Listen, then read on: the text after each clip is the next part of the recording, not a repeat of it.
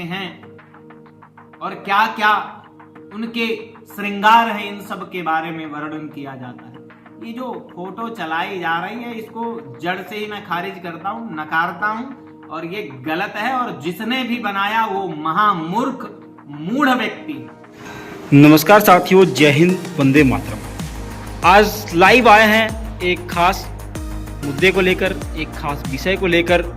जैसा कि आप सभी को पता है कि आजकल सोशल मीडिया पर और अन्य मीडिया संस्थानों पर एक फ़ोटो बहुत तेज़ी से वायरल की जा रही है और उस फोटो पर दावा यह किया जा रहा है कि भगवान प्रभु श्री राम की ये जो फोटो है वो 21 वर्ष की आयु की है। और ऐसा यह भी दावा किया जा रहा है कि ये जो फोटो है ये AI के द्वारा ग्रंथों के हिसाब से और गोस्वामी तुलसीदास जी के। लेकिन अगर मैं फ़ोटो की बात करूं तो अपने दर्शकों को एक बार वह फ़ोटो भी दिखाने का प्रयास करूंगा और उम्मीद है कि जिस लोगों ने भी वो रामायण पढ़ी वह सुनी होगी, वह जानकारी रखते होंगे, वो इस फोटो को देखकर ये जरूर कहेंगे कि कहीं से भी यह फोटो हमारे प्रभु श्री राम, भगवान श्री रामचंद्र से मेल नहीं खाती। क्योंकि इस फोटो को लेकर दावा किया गया है कि यह फोटो भगवान श्री राम के 21 वर्ष की आयु की है। लेकिन अगर इस फोटो की बात करें तो इस फोटो में कहीं भी कानों में कुंडल या जनेऊ की बात करें तो वह नहीं है। लेकिन अगर मैं आपको बता दूं कि बाल्यकाल में भगवान श्री राम अपने भाइयों के साथ शिक्षा ग्रहण करने गए थे, उसके पहले ही माता पिता व गुरुजनों के द्वारा उनका यज्ञोपवीत संस्कार कर दिया गया था। जी हाँ, यज्ञोपवीत संस्कार के बाद ही जातक जनेऊ धारण करता है और उसके बाद ही शिक्षा ग्रहण करने के योग्य माना जाता है। लेकिन इस फोटो में ऐसा कहीं से भी प्रतीत नहीं होता है। आज इन्हीं सब बातों को लेकर, इन्हीं सब सवालों को लेकर आज हम पहुंचे हैं दुर्गा मंदिर में, जहां पर पंडित मनीष कृष्ण शास्त्री जी से बात करेंगे और जानेंगे कि इस फोटो में कितनी सच्चाई है और ये फोटो क्या कहीं से भी ग्रंथों के साथ मेल खाती है या नहीं खाती।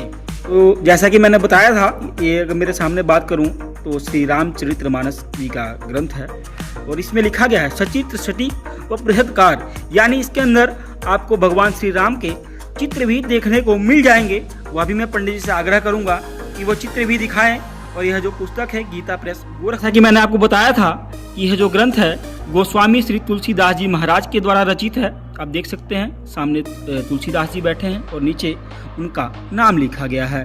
और इसके बाद मैं प्रभु श्री राम के अगर चित्रों की बात करूं तो यह उनके बाल्यकाल के चित्र हैं। देखिए, इसमें यज्ञोपवीत तो नहीं है क्योंकि ये बहुत ही बाल्यकाल की है।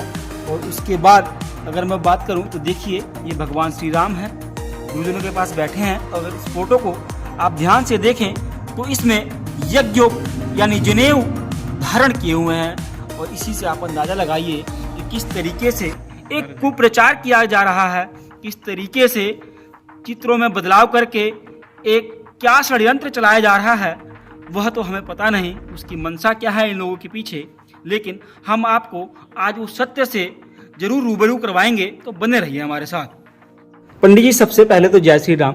जय श्री राम आपके सभी दर्शकों को और आपको भी और आपके मीडिया के सभी बंधुजनों को भी जय श्री राम। पंडित जी, जैसा कि आपको पता है कि सोशल मीडिया पर और अन्य मीडिया संस्थानों पर एक फोटो बहुत तेजी से वायरल हो रही है और दावा यह किया जा रहा है कि AI के द्वारा भगवान श्री राम की ये जो फोटो बनाई गई है और यह फोटो ग्रंथों के हिसाब से 21 वर्ष के आयु की इनकी फोटो है।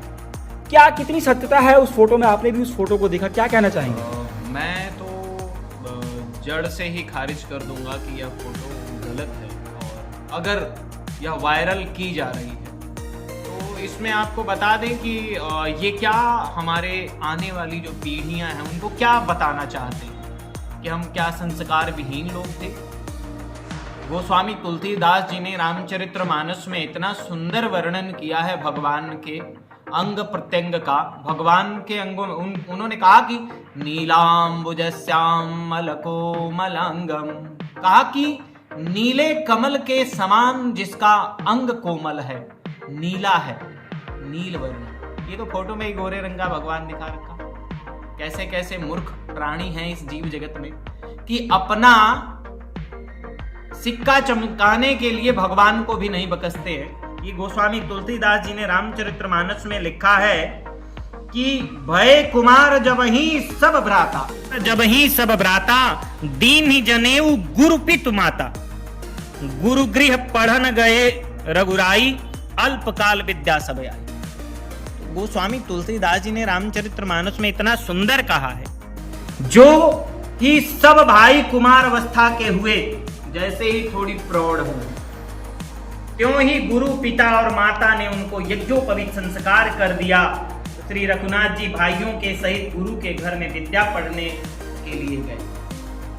ये सब बातें कही गोस्वामी तुलसीदास जी ने रामचरितमानस में। और ये जो हमारे यहाँ हमारे सदग्रंथ हैं, ये हमें संस्कार देते हैं। एक चीज याद रखना, जहां पे संस्कार नहीं है वहां संस्कृति नहीं बचती है, और जिस देश की संस्कृति समाप्त होती है उस देश का समूल विनाश हो जाता है। याद रखना आप लोग भी मेरी बात, अपने संस्कृति के प्रति जागृत होइए।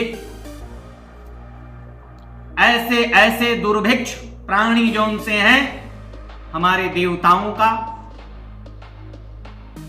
उपहास करते हैं, यह उचित नहीं।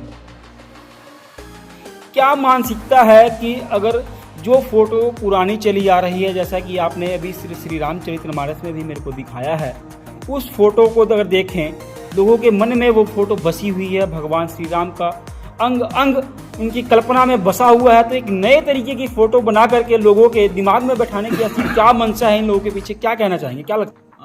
ये तो मैं यही कहूंगा कि एक बहुत षड्यंत्र चलाया जा रहा है हमारे भारतवर्ष में, और ये चाहे ये इंटेलिजेंसी हो और चाहे कोई बाहर के शरारती तत्व, दूसरे देश के भी लोग इसमें सम्मिलित हो सकते हैं, ये मैं ऐसा कयास लगा सकता हूँ। क्योंकि हमारा जो धर्म है सदियों से चला आ रहा है, और ये खाली कल्पना मात्र नहीं है, ये सत्यता के आधार पे आधारित है। गोस्वामी तुलसीदास जी ने रामचरितमानस में जो कहा है वो एक एक चौपाई मंत्र की भांति हमारे सभी बंधु बांधव इसको महाराज अपने घर के अंदर मंगल पाठ के रूप में नित्य प्रति पाठ करते हैं और उसका आस्वादन करते हैं। उनकी एक एक चौपाई को समझ के कि भगवान किस प्रकार के हैं, कैसे हैं और क्या क्या उनके श्रृंगार है, इन सब के बारे में वर्णन किया जाता है। ये जो फोटो चलाई जा रही है इसको जड़ से ही मैं खारिज करता हूँ, नकारता हूँ, और ये गलत है, और जिसने भी बनाया वो महामूर्ख मूढ़ व्यक्ति।